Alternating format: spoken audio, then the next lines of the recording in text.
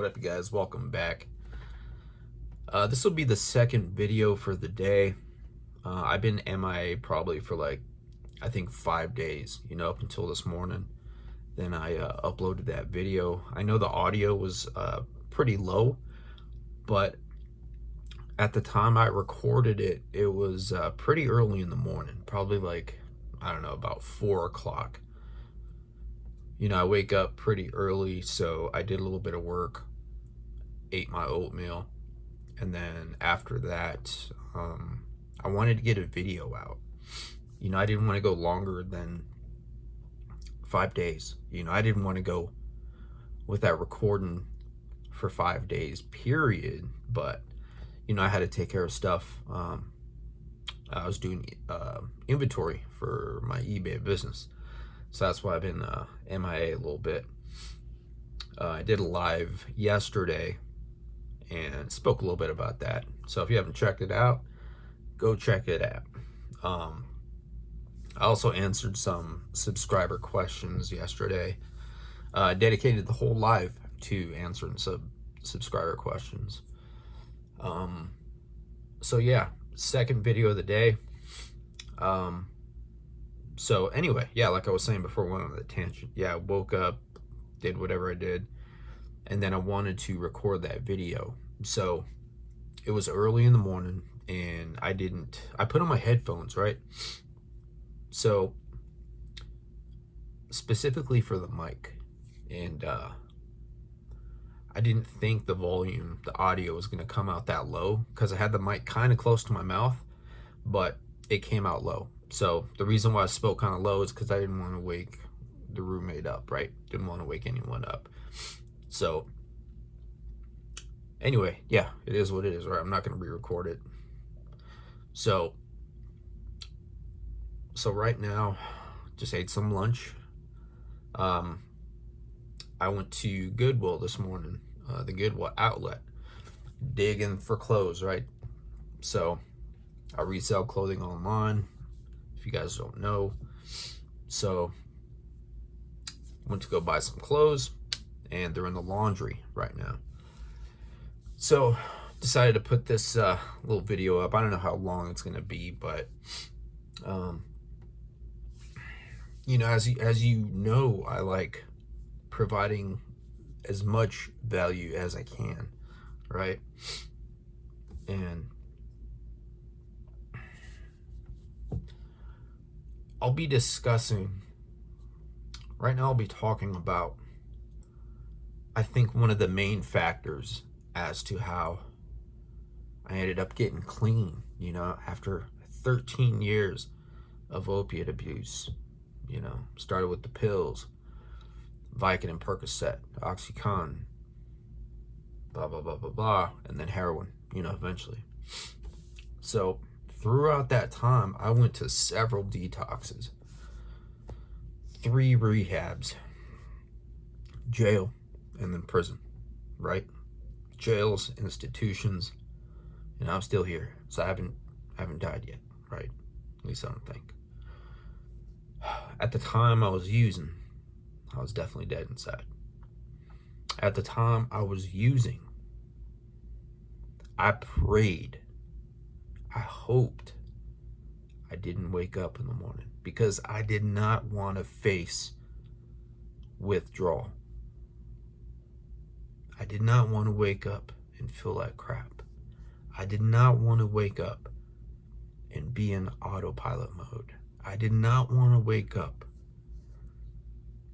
and be in survival mode. When you're in survival mode, your back is against the wall, right?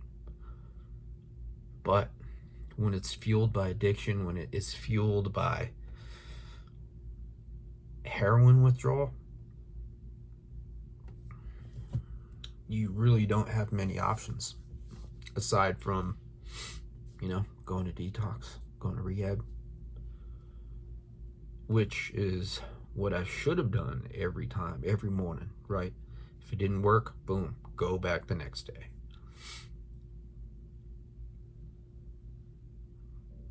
I could think of all the things I could have done, right? All of the things I should have done, right? But I know myself, man. I wasn't going to do any of that until I was ready. Until I was ready. One of the things that let me see. I guess one of the things that kind of kicked everything into gear is tough love. Right? Tough love. Getting kicked out the house.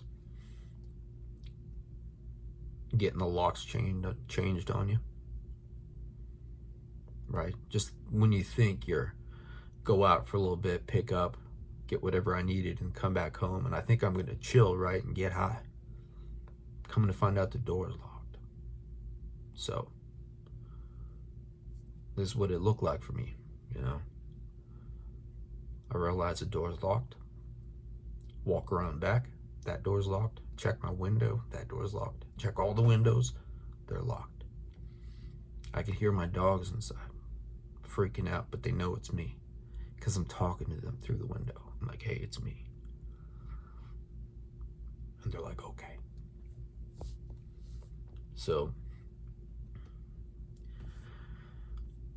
there was this apartment complex just down the street, around the corner. I would go, there's a little space, like a little area that's kind of like hidden, right?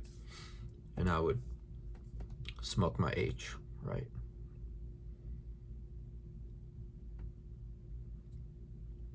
I'd smoke anywhere. Under the street, there's tunnels, right? Convenience stores, bathrooms, right?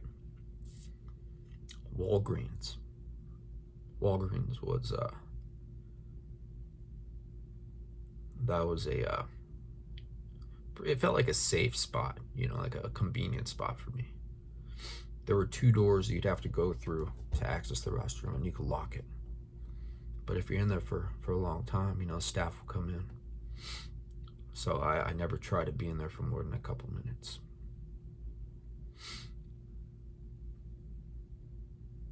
You find a way. Addicts find a way. I found a way.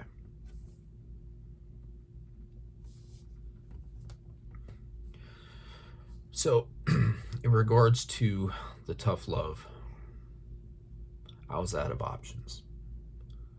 I was out of money as well.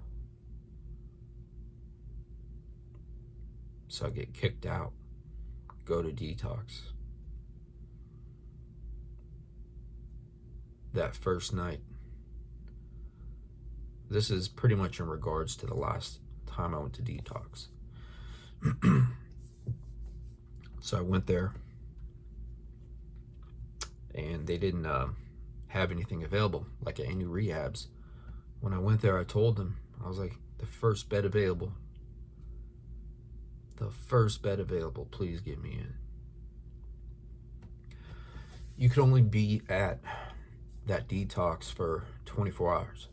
Then you have to check out, wait a couple hours, and check back in. That policy is really unsafe. Really unsafe. Something kind of needs to be done about that. This was in 2018. I don't know if things changed, but at that time, there were so many people I've seen that checked out and never went back, because they tell you, you know, wait a couple hours and then come back. We'll start the whole intake process again. But that's how it is. I went to that detox center so many times, probably, I don't even know, over 20 times, maybe even more than that, man.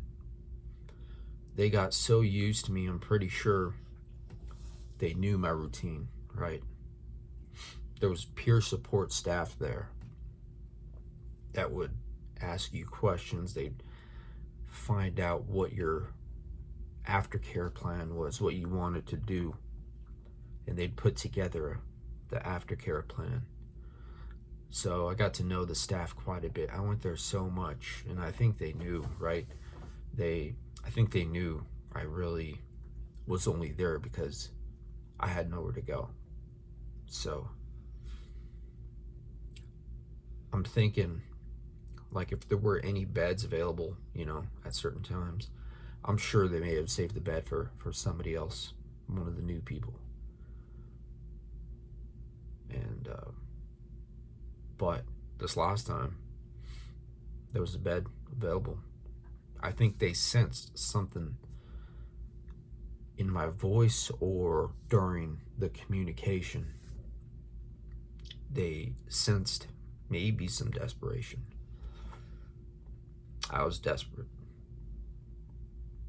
Deep down inside, during active addiction, like, I wanted to quit as well.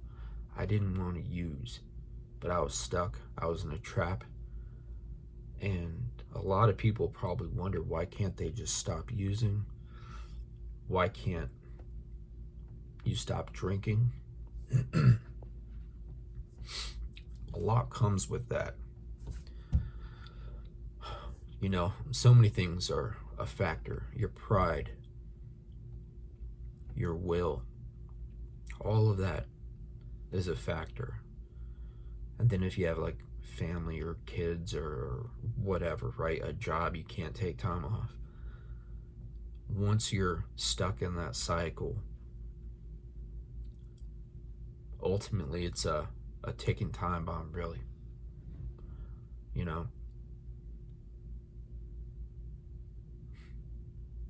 All of that is, you will self-destruct if you are hooked. There's people out there that can use occasionally, either for the hell of it, for the fun of it, to get something out of it. They go into using with the mission. Really depends what you're using or drinking, right?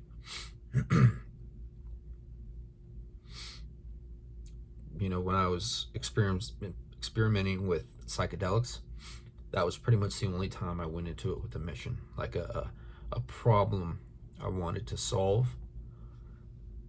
And I'd go out in nature, and sort out whatever's going on.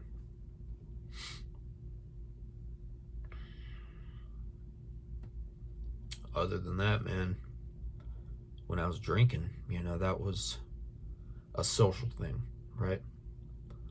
Primarily a social thing. I mean, there were a lot of times where I'd pick up, 12-pack. Keystone Light, Heineken, those are my go-tos right there. Budweiser too. Those are my three. And there'd be a lot of times after work, pick up a 12-pack. One of the guys from work come over, just hang out, just get hammered, listen to music, call some people over, whatever, right? It's all a cycle, man. It is all a cycle. But I say that, I mention the alcohol because I never became physically dependent on alcohol. So I don't know how that world is. I've been in rehab and detox with people who are withdrawing, who are coming off of alcohol. It is nothing nice. I mean, it's about as severe as opiates, like the intensity of the withdrawal, the intensity of the actual detox, except for the fact on alcohol and benzos. From what I know, you could pass away, So if you know somebody that is coming off of alcohol or benzos, anything, it's best to be medically supervised, but primarily benzos and alcohol. From what I hear, what I've heard, you could pass away from that. Just want to throw that in there. This video is not medical advice, but just sharing my experience. So that's kind of a look at how things were, for me before I went to rehab for 4 months.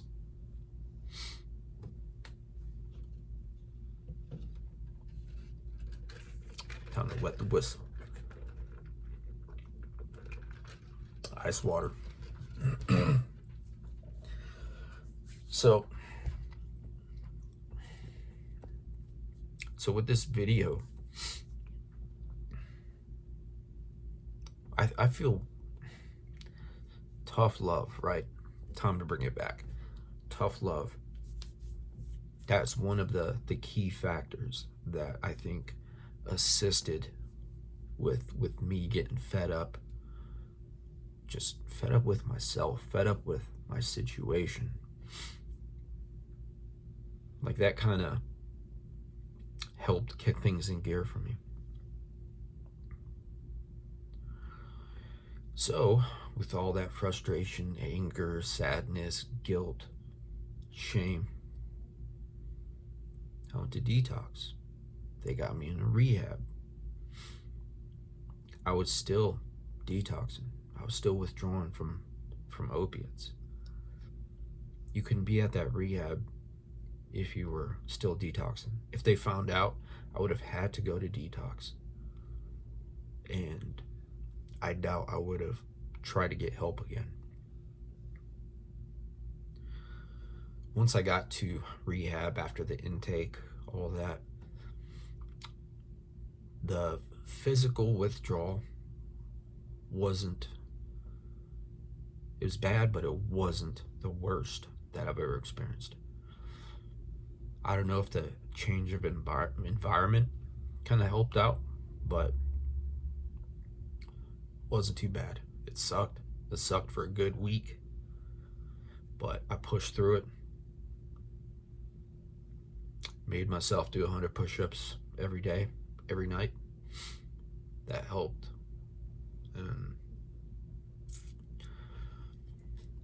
But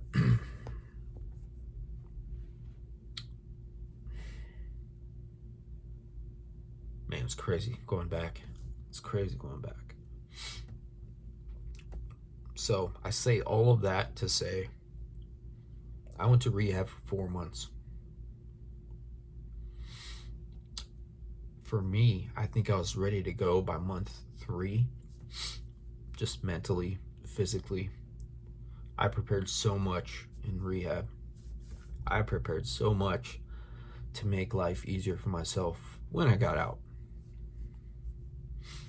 And that paid off, right? That paid off. Not financially, but it just paid off. I was less stressful. I took care of so much in there. Like, if I didn't do that, I would have had all that weight on me for when I got out. And that's pretty dangerous right there. That would have been dangerous for me. All that stress, all the panic. You know, I'm sure I would have kicked myself in the butt. Like, why didn't I take care of this in rehab? I could have done that there. There's psychologists, there's staff there, you know, that could assist. So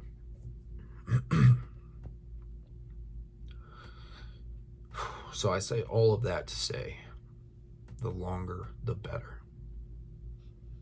That's what she said. But what I mean by the longer, the better is the longer you could stay in rehab, the better. I never thought I was going to get clean. I never thought I was going to get sober. I used to drive around just wondering, like looking around at people next to me, right? Just regular people living their lives at a red light. I used to look at them like, how are they not on opiates right now? How are they not on heroin right now? Like, being sober, being clean seemed so foreign to me. I used to trip out and wonder, how are these people not on heroin? You know? How are they functioning?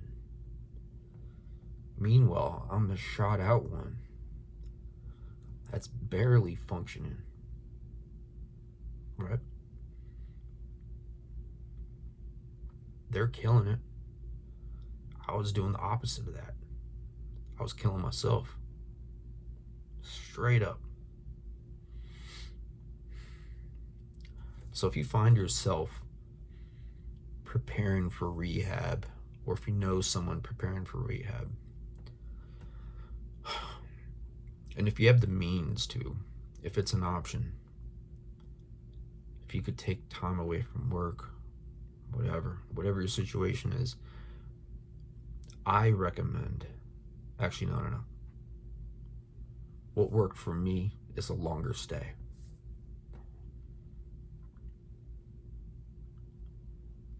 The longer, the better. That's what she said. Thanks for listening.